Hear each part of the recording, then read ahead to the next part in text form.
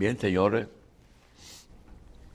uno de los principales centros de salud, de los tres más grandes, más importantes, más avanzados, Centro de Diagnóstico y Medicina Avanzada de las Conferencias Médicas y Telemedicina, conocido como CEDIMAT, invita al acto inaugural de la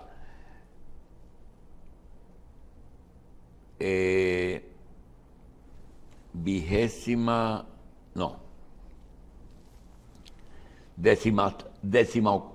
Jornada Médico-Científica dedicada al doctor Juan Manuel Taveras, fundador de la Plaza de la Salud. Y tendremos la conferencia de la contribución estelar de CEDIMAT a la salud en la República Dominicana. El expositor será el doctor Jorge Marte Báez, director médico de la institución. Eso será el jueves 9 de noviembre en el Hotel Real de la Winston Churchill. Señores, en la noche de ayer ocurrió un fenómeno interesantísimo para nosotros. Un compañero de estudios de toda la vida puso en circulación un libro sobre su vida, titulado el libro Huellas en el Sendero. Se trata de un estudiante que en los años nació en 1940, tiene 82, 83 años hoy, hijo de un abogado él, político él, y estudió en el Colegio de La Salle.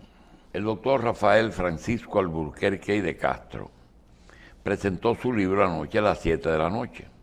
Pues lo hizo en el auditorio de la Fundación Global. ¿Por qué? Natural. Fue vicepresidente de la República durante los últimos dos periodos de Leonel Fernández, 2004, 2008, 2008, 2012.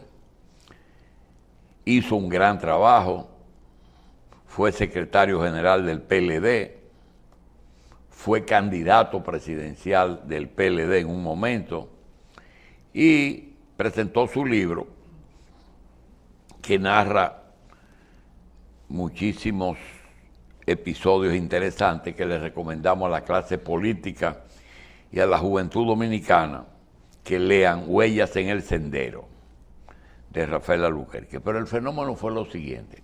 El acto estaba fijado para las 7 de la noche en una calle que se llama Eugenio de Marchena, que va de la Máximo Gómez a la Pedro Enrique Ureña, conformando un pantalón que se hace ahí. Nosotros con tiempo fuimos al acto.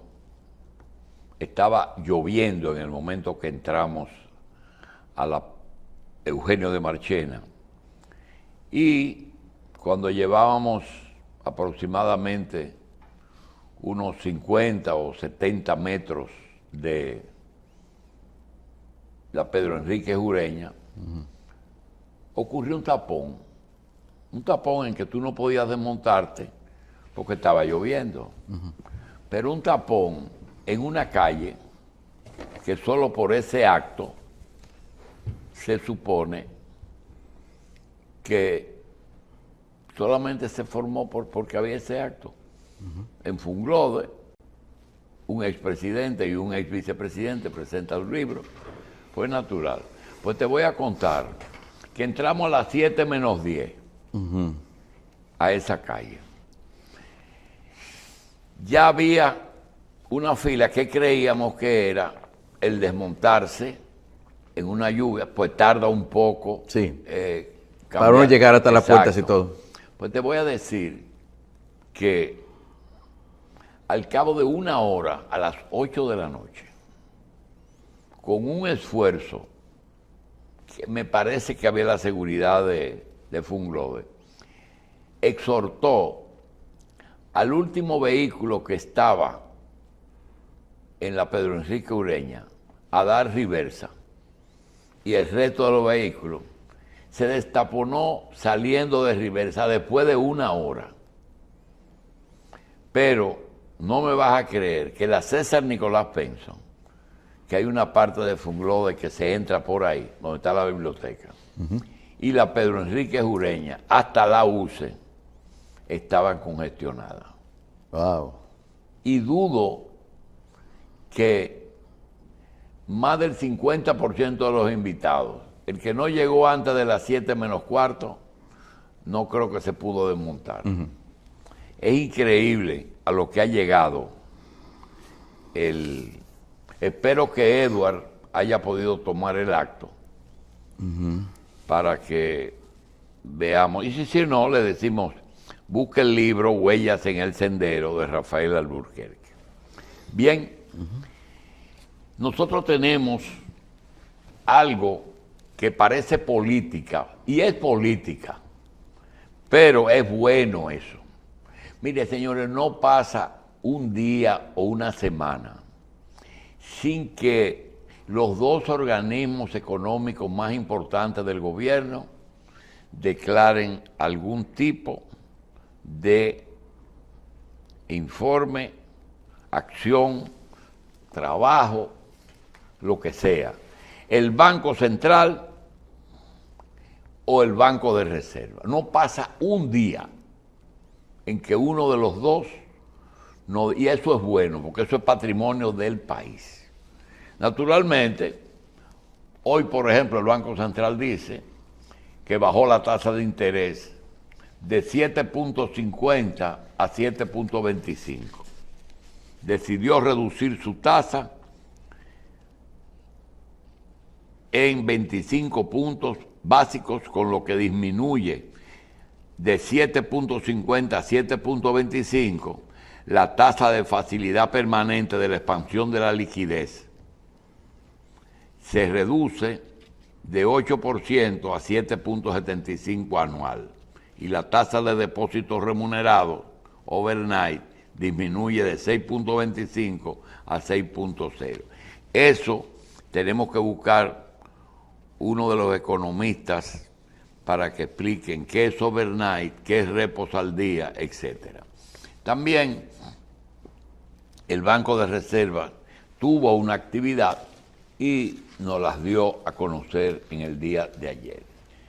Es decir, que el sector económico está muy activo porque ellos saben que los elementos más importantes que pueden impedir que este gobierno pueda ganar es la economía.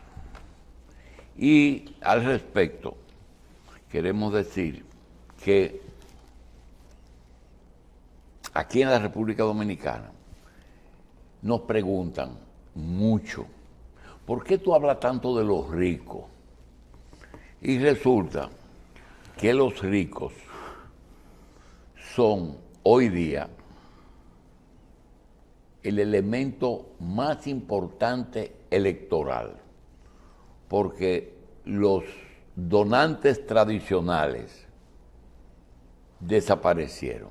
Antes se usaba que los gobiernos nombraban personas y esas personas le pedían su cooperación. En la era de Trujillo, como Trujillo lo podía hacer, lo que hacía era que le descontaba 1% y ese por ciento iba al Partido Dominicano.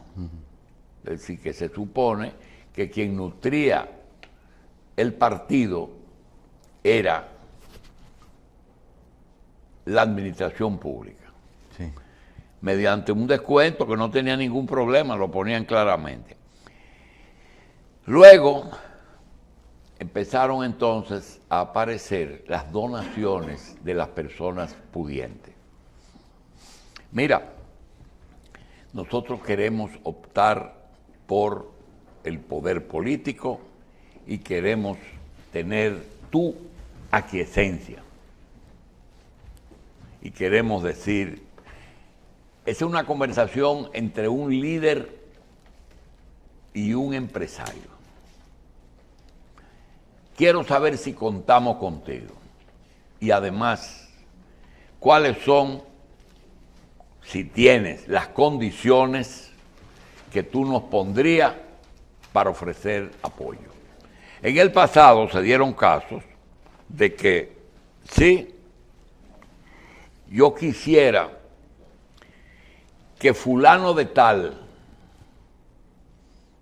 que es miembro de tu partido, no sea designado en impuestos internos, porque él no me trata bien. ¿Ah, sí?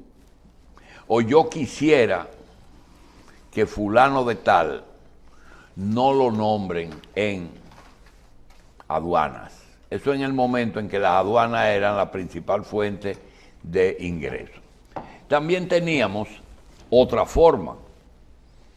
Estados Unidos tenía algunas posiciones que ellas no le imponían, que los políticos le preguntaban: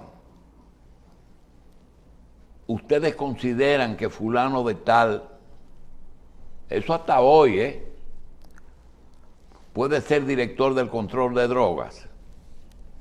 Y le decían, me parece bien. Ellos tenían una escuelita en el sótano de lo que fue el restaurante Maniquí en la Plaza de la Cultura. Y ellos impartieron unos cursos en el que un grupo de militares y policías hicieron un curso antidroga. De ese curso, ya creo que 4 de esos han sido director de control de drogas, de la Dirección General de Control de Drogas. Okay. Y esa era una forma también de buscar la bendición. Luego que los empresarios se dieron cuenta que ellos no tenían por qué aportar tanto dinero, sí seguían aportando, pero la política se encareció tanto que decidieron no participar tanto. Solamente los suplidores del Estado, las personas que le debían dinero, que el gobierno le debía, y también el principal problema fue el tema de las exoneraciones. Aquellas empresas que tenían exoneraciones o líneas, productos que estaban exonerados y que a veces decían que ya, por ejemplo, el sector turístico, tú podías poner un hotel y traer todo para el hotel. Tú podías coger una finca y llenarla de equipo. Nada de eso pagaba derecho. No sé cuál es la situación ahora. Lo último que se hizo fue con los generadores de energía, que se les dio también una concesión. Entonces, esas personas cooperan y cooperaban mucho con el gobierno. El empresariado dominicano, que se dio cuenta que lo único que querían es tranquilidad. Mira, yo pago mis impuestos, yo no tengo por qué dar cuarto. Y aún así ellos dan, pero no dan lo suficiente, porque la política es muy cara.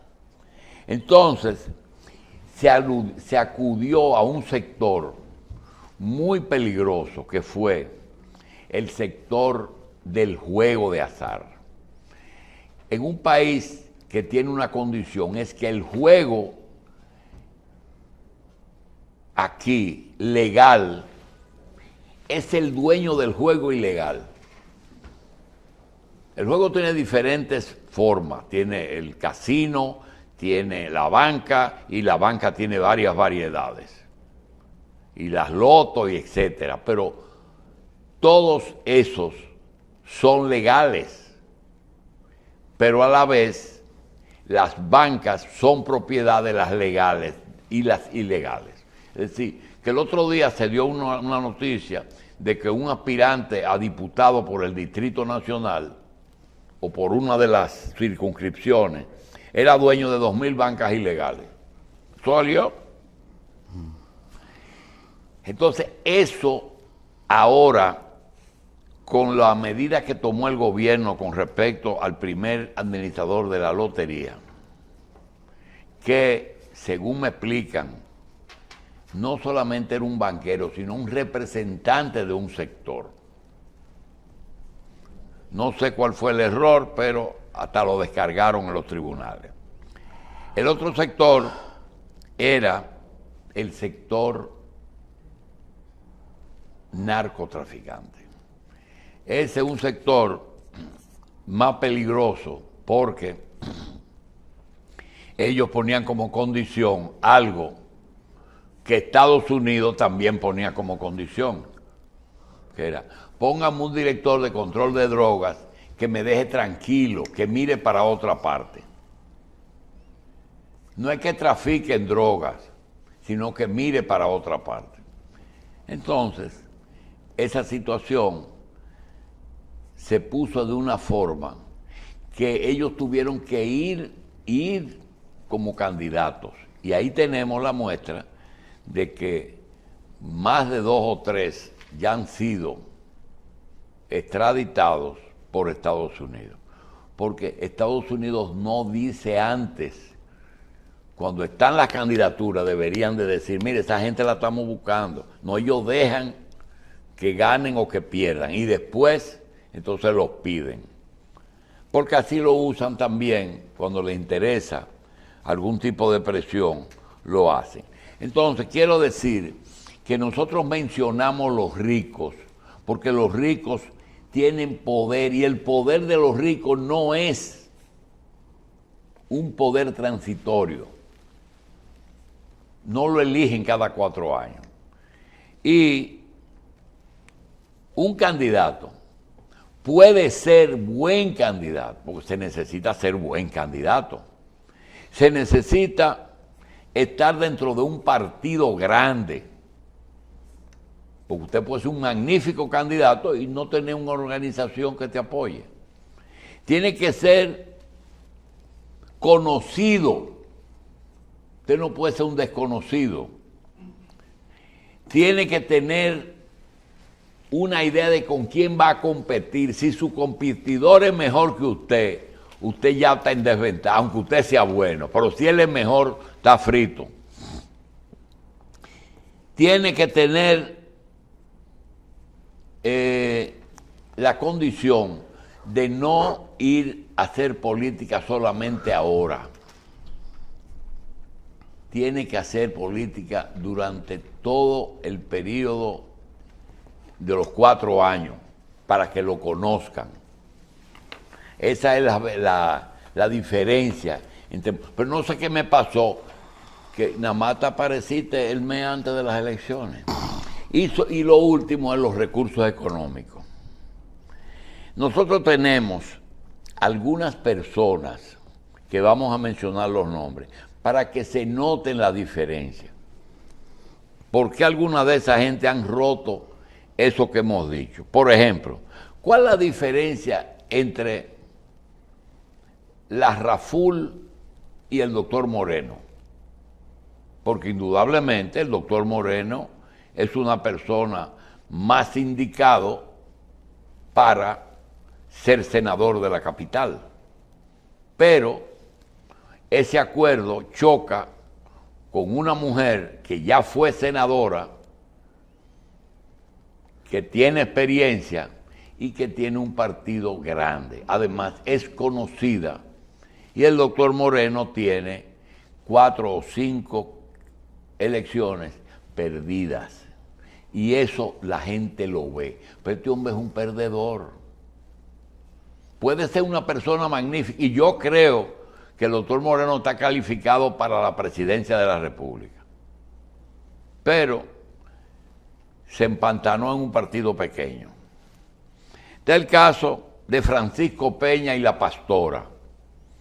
La pastora es por lo menos una esperanza de que una mujer bien organizada del sector pueda dirigir ese municipio durante 4 años. No. Ella va a ser difícil que gane, porque Francisco Peña es un tigre de la política. Y eso es lo que alguna gente no entiende. No lo entienden. Por ejemplo, Francisco Peña no es un hombre que desaloja a una persona que tenga un puesto de venta mal puesto en la calle, porque él lo ve como un voto. Aunque le haga daño al resto, pero él lo ve como un voto seguro.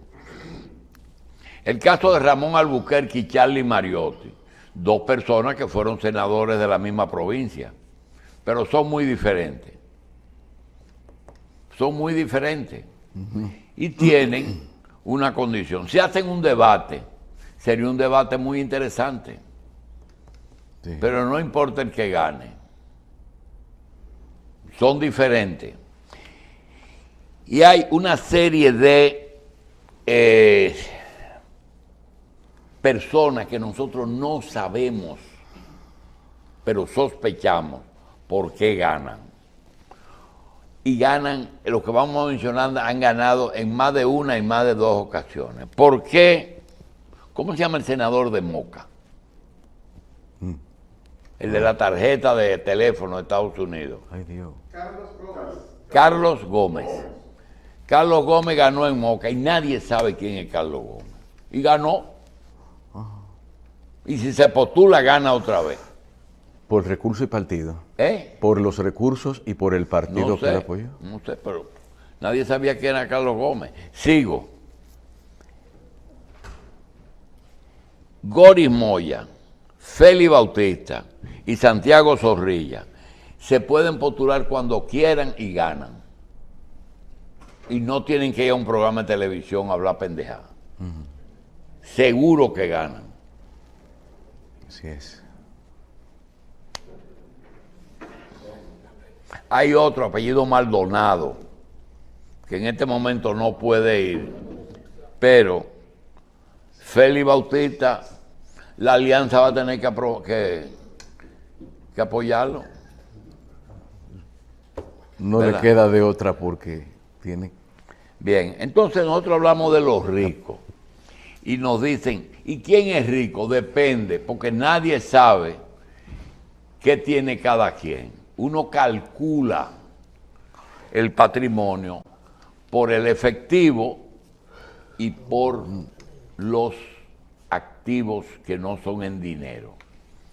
Yo tengo 25 dominicanos o empresas, 25, que para mí tienen un patrimonio por encima de los $1.000 millones. No es una ofensa ni es una difamación. Al contrario, fuera de Barrick, de Falcon Bridge, de Claro, de Romana, de la Iglesia Católica, que no tiene efectivo, pero tiene patrimonio, y mucho. Tiene 6 universidades. Tiene influencia. Y patrimonio. Y creo que la Universidad Central del Este. Igual que la Universidad de Príamo Rodríguez, ¿cómo se llama? UTESA. Ahora, grupos o personas.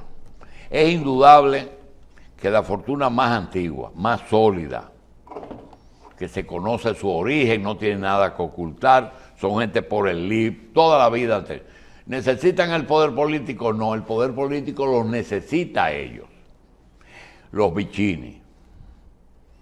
Yo decía mucho Corripio, pero creo que en los últimos años los RISEC se le fueron arriba a los Corripios. Pero no importa, como quiera los dos tienen mucho. En Santiago los 2 ricos son Estrella y Felito,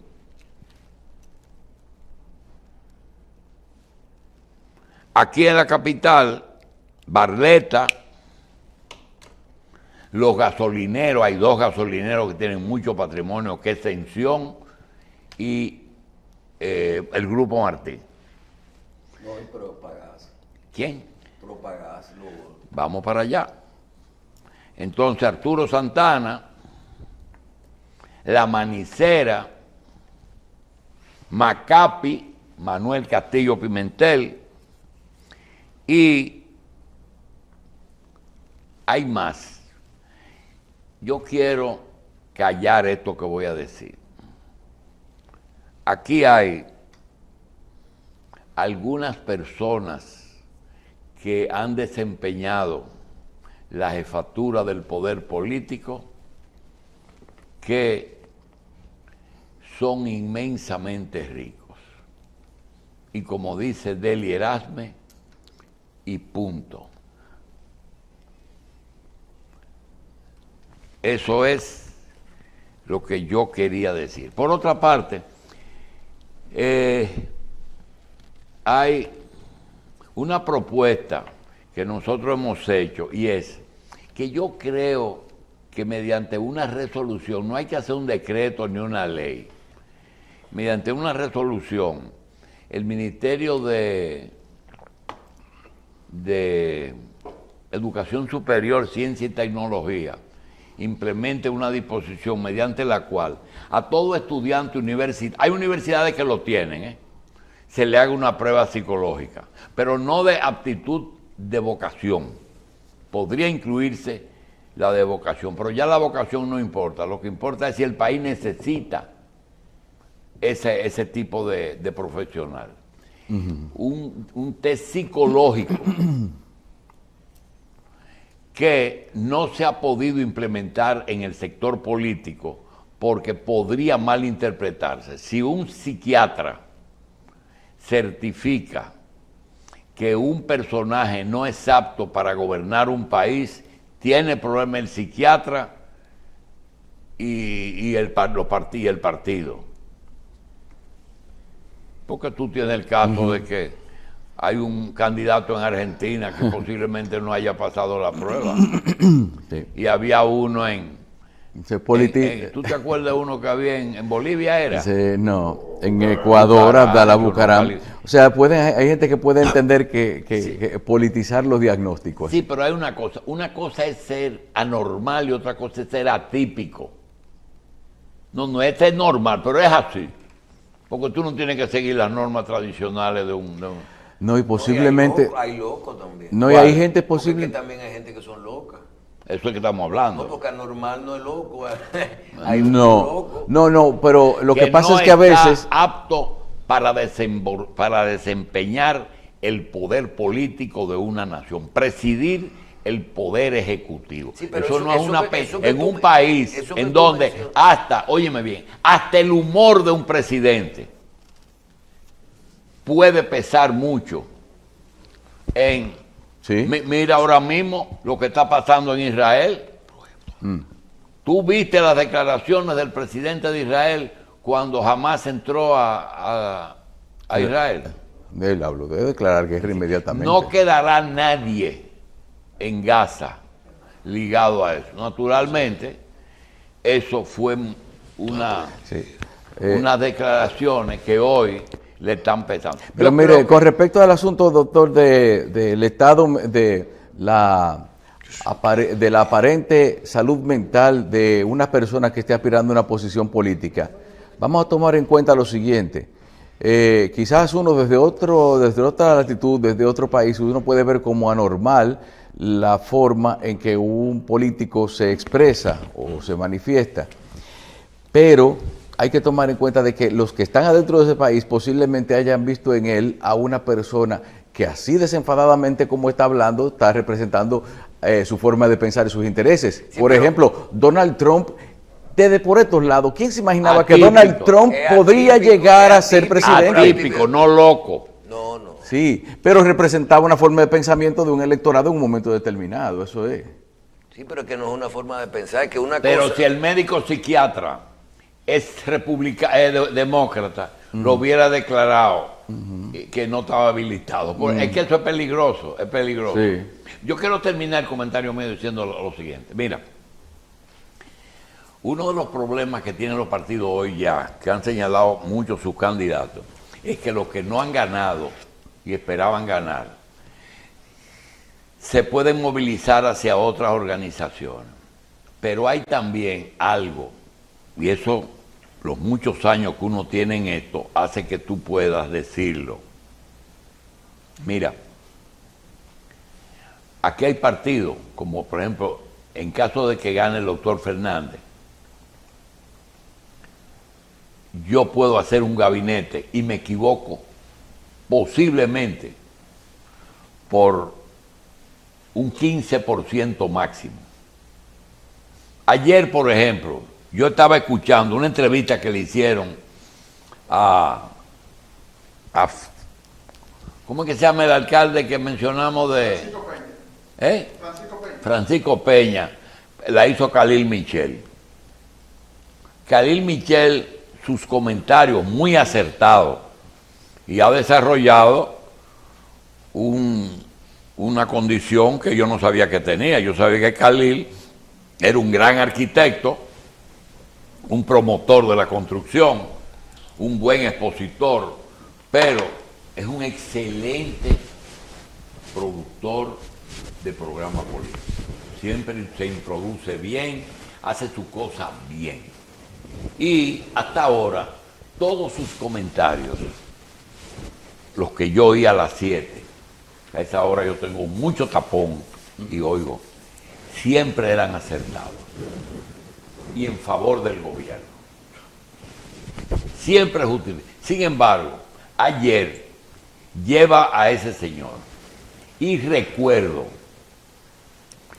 que si gana Leonel, Khalil es o será o el ministro de Obras Públicas o lo que es Bonilla ahora, ¿cómo se llama? Vivienda. Vivienda. Pero para que tú veas cómo está el olfato de uno. Y eso yo te puedo decir, ¿cuál es la única posición que Bautas Rojas le impediría que fuera ministro de Salud? Senador de Salcedo, ¿verdad? Si Bautas Rojas repite como senador de candidato, es porque Leonel no está demasiado interesado en la presidencia de la República, sino que prefiere esperar el 28 para su hijo Omar. ¿Tú sabías eso? Que eso puede ser. Pero esos son especulaciones. Porque es que el ministro de Salud Natural, por ejemplo, yo te puedo decir, Víctor Díaz no va a ser ministro de Obras Públicas, seguro, pero es un hombre de Leonel. Entonces, eso y el problema de las candidaturas, las reservas, va a producir, y eso va a producir mucha movilización de gente que tenía cerebro con cargos. Yo quería terminar con eso y decir que el examen psicológico no lo pido para los cargos electivos, solamente para los estudiantes que ingresen a una facultad, porque hay muchos muchachos locos en las universidades. Y si es así, locos de remate. Y el MEISI está lleno de quejas de personas que no están bien de la cabeza. Ay, Dios mío. Bien, hoy tenemos que el gobierno cuenta con 200 días hoy para las elecciones de mayo, 200 días. Y para febrero, 159. Vamos a hacer una pausa y regresamos en un momento.